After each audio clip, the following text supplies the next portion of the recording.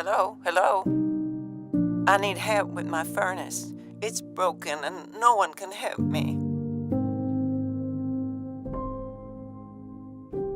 I can't get around very well at all since my hip replacement a few weeks ago, and you know how cold it's been. I don't know what to do.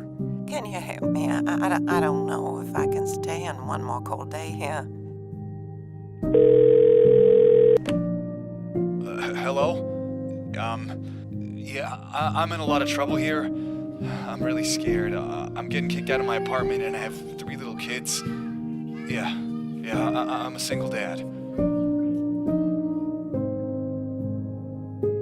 I lost my job in September and I'm so behind on bills and rent. I have no money at all and I'm holding an eviction notice here in my hand. I can't get kicked out. I don't know what to do.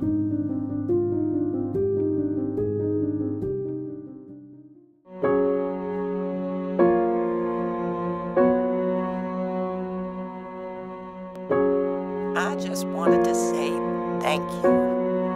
A repair service called the day after we talked and they fixed the furnace. The heat is wonderful.